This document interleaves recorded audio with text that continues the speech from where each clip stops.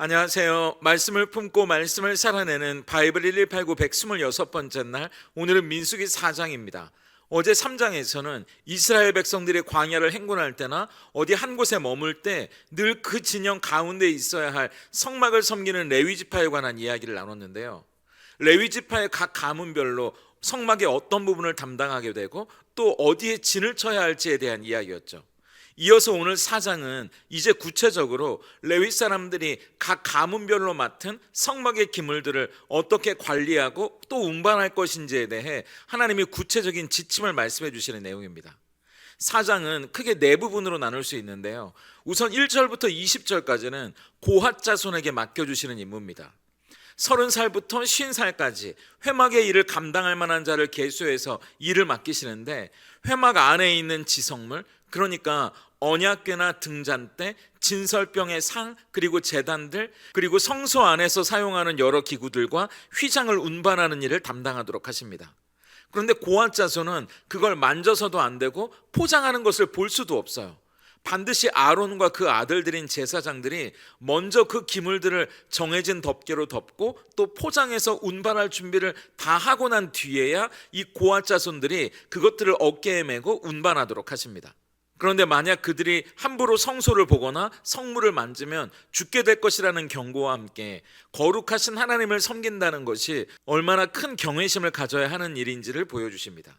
이어지는 21절부터 28절까지는 게르손 자손에게 맡겨주신 임무인데요.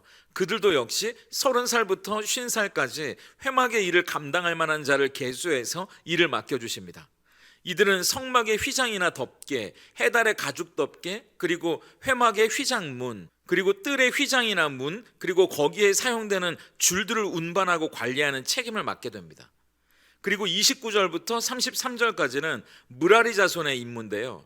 역시 30살부터 50살까지 남자들이 봉사하게 되고 성막의 널판, 띠, 기둥, 받침 같은 성막의 단단한 구조물들, 그리고 뜰 주위에 있는 기둥, 받침, 말뚝이나 줄같이 무거운 것들을 운반하게 됩니다. 마지막으로 34절부터 49절까지는 레위 사람 중에서 회막에서 봉사할 사람들을 계수하는 장면이 나오는데요. 계속 살펴본 대로 30살부터 50살까지의 남자들의 숫자가 고핫 자손, 게르손 자손, 무라리 자손을 모두 합치니까 8,580명이었다고 이야기하면서 하나님이 각각 이 많은 레위 사람들에게 하나님의 계획과 질서에 따라 성막과 관련된 일들을 맡기셨다고 이야기하면서 이 민수기 4장이 마무리됩니다. 이 민수기 4장을 보면서 깨닫게 되는 첫 번째 교훈은 우리는 하나님 앞에서 경외심을 잃지 말아야 한다는 사실이에요. 레위 사람 중에서도 특별히 고핫 자손에게 맡겨주신 일은 굉장히 중요한 일이었는데요. 하나님이 임재하시는 공간으로 여겨지던 성소 안에 있는 기물들을 운반하는 일이었기 때문입니다. 하지만 그건 영광스러운 일이기는 했는데 동시에 두려운 일이기도 했거든요. 왜냐하면 운반하는 성물을 직접 만져서도 안 되고 제사장들이 그것을 덮거나 포장하기 전에 봐서도 안 되기 때문입니다. 만약 이 명령을 어기면 그 결과는 죽음이에요. 우리가 이미 아는 것처럼 성막에서 하나님의 명령을 어기거나 함부로 하다가는 아론의 아들들이라고 해도 나답과 아비후의 죽음처럼 큰 벌을 받게 되는 거거든요. 하나님은 거룩하신 분이고 우리는 죄인이기 때문입니다. 그래서 감히 하나님 앞에 나아갈 수도 없고 그분의 거룩함을 나타내는 성소의 물건들도 조심스럽게 다뤄야 되는 거예요. 15절을 보세요. 진영을 떠날 때 아론과 그의 아들들이 성소와 성소의 모든 기구 덮는 일을 마치거든 고핫 자손들이 와서 맬 것이니라. 그러나 성물은 만지지 말라. 그들이 죽으리라. 회막 물건 중에서 이것들을 고핫 자손이 맬 것이며. 20절도 보세요. 그들은 잠시라도 들어가서 성소를 보지 말라. 그들이 죽으리라. 하나님은 성막의 일을 감당하는 레위 사람들이 하나님을 향한 경외심을 잃어버리지 않고 거룩한 두려움을 가지길 원하셨습니다. 심지어 제사장들조차 이 성소에 들어가는 일은 굉장히 조심스러운 일이었으니까요. 그렇다면 하나님은 왜 하나님 앞에 서는 사람들에게 이 두렵고 떨리는 마음, 경외심을 갖기 원하셨을까요? 그래야 우리가 하나님을 가볍게 여기지 않기 때문이에요. 어떤 사람들은 하나님을 그냥 내가 위급하거나 어려움에 처했을 때 나를 도와주는 수호청사 정도로 여기는 사람들도 있어요. 그리고 내 소원을 들어주는 램프의 요정 정도로 생각하는 사람들도 있습니다. 그런데 하나님은 그런 분이 아니시죠. 하나님은 온 천지를 만드신 창조주 하나님이십니다. 우리가 하나님을 향한 경외심을 가지고 있어야 하나님을 하나님답게 바라볼 수 있어요. 그리고 우리가 하나님을 하나님답게 바라볼 수 있어야 하나님의 말씀이 무게감을 갖게 됩니다. 하나님이 우리 신앙의 주인이시고 하나님답게 느껴져야 하나님이 우리에게 들려주시는 말씀도 진짜 명령처럼 듣게 되는 거 아니겠어요? 우리가 창세기를 살펴봤잖아요. 소돔과 고모라에 살던 롯의 가족들에게 천사들이 찾아가서 하나님의 심판을 전하게 됩니다. 그런데 어이없게도 롯의 사위들은 그걸 농담으로 들었다고 이야기하잖아요. 결국 그들의 끝은 파멸이었죠. 우리가 하나님을 경외심을 가지고 바라봐야 그분의 말씀을 소중히 여기게 되어 있어요. 그리고 우리가 하나님을 경외심을 가지고 바라봐야 그분과의 관계도 소중하게 여길 수 있습니다. 저도 함부로 대할 수 없는 어렵고 중요한 분이랑 만나면 제 옷가짐이나 행동도 신경이 쓰이고요. 혹여나 실수라도 하지 않을까 조심스러워지거든요. 하나님을 경외한다는 것도 마찬가지입니다. 하나님을 가볍게 여기지 않고 그분의 말씀 그리고 그분과 맺는 관계를 소중히 여기는 우리의 마음가짐이 있어야 하나님께 드리는 우리의 예배도 진짜 예배가 될 수 있지 않을까요? 살아계신 하나님 앞에 거룩한 두려움과 떨림을 가지고 예배하지 않으면 그냥 그 시간은 마음의 준비도 없이 후다닥 나와서 눈도장을 찍고 가는 시간처럼 될 수 있어요. 아니면 습관적으로 드리는 시간이거나 너무 지루한 시간이 될 수도 있습니다.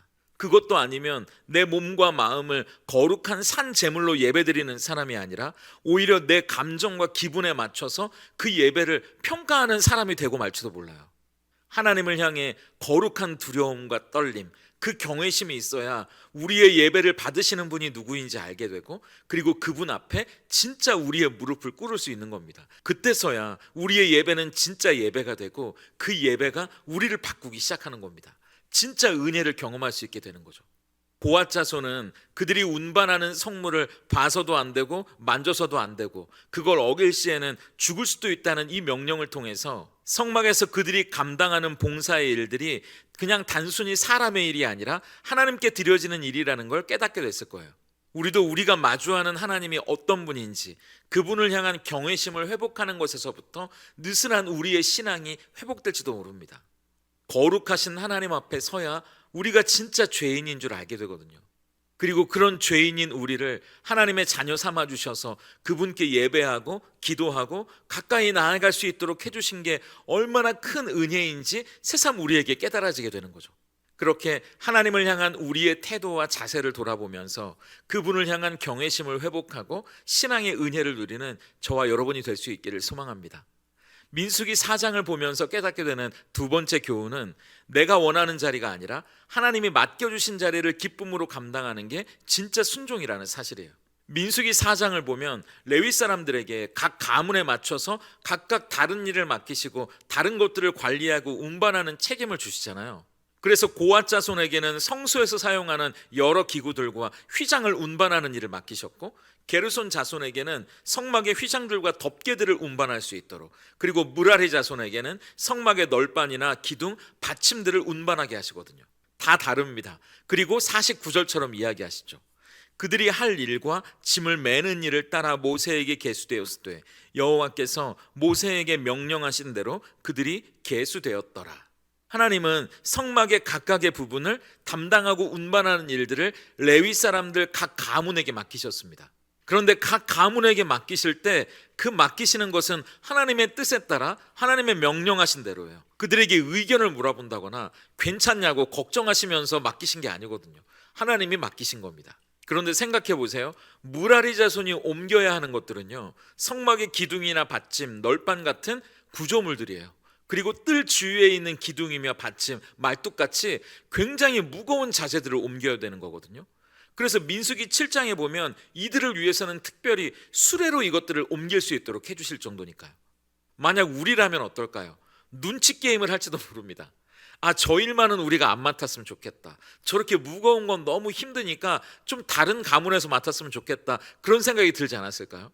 우리 가문이 안 맡았으면 좋겠다 싶었을 테고 또 만약 우리 가문이 맡게 되면 우리 가문만 맡을 수 없으니까 이것 좀 돌아가면서 할 수 없겠냐고 그렇게 이야기하지 않았겠습니까? 그런데 또 반면에 고앗 자손을 보세요. 그들은 어떻게 보면 성막에서도 그 안에 제일 중요한 성소에 있는 중요한 기물들을 운반하고 관리하는 책임을 맡게 됩니다. 그러니까 좀 폼이 나 보였을지도 몰라요. 그래서 다른 가문 사람들은 우리가 그 일을 하고 싶다고 은근히 바랬을지도 모르고 괜히 시기나 질투가 났을지도 모릅니다. 그래서 역시 너희들만 그런 거 맡지 말고 우리 돌아가면서 한번 맡아보자고 그렇게 이야기했을지도 모르죠. 우리도 마찬가지일 수 있습니다. 왜 나는 이렇게 뒤에서 힘든 일만 해야 하지?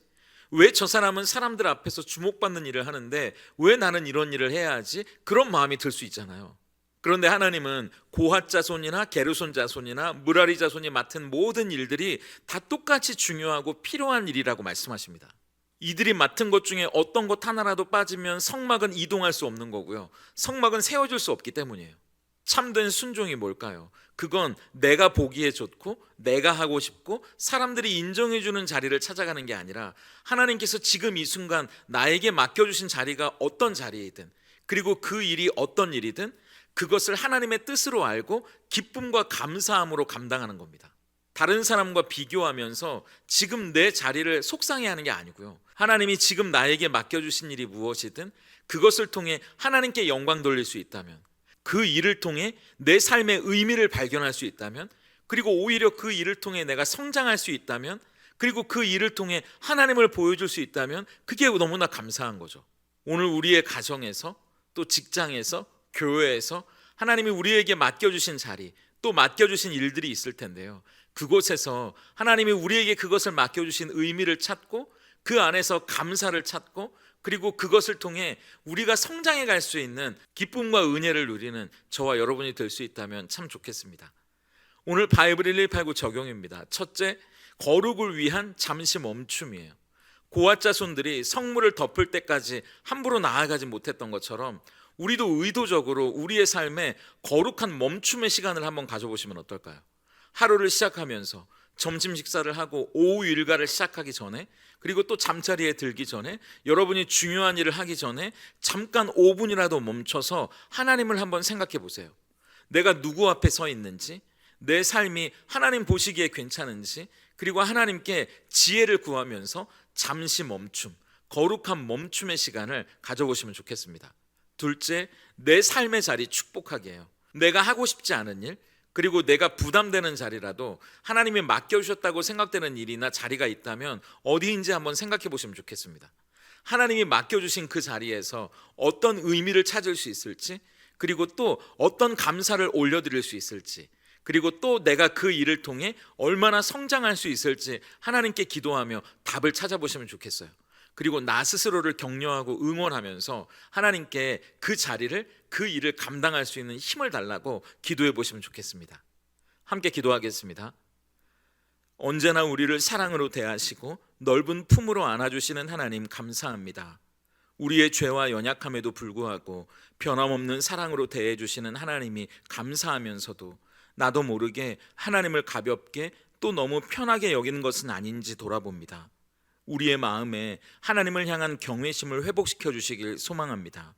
우리가 살아가는 가정과 학교와 직장과 교회 안에서 하나님 앞에 서 있다는 거룩한 떨림이 있게 하시고 그 경외감이 하나님의 말씀을 소중히 여기고 순종하게 하는 원동력이 되게 하시옵소서.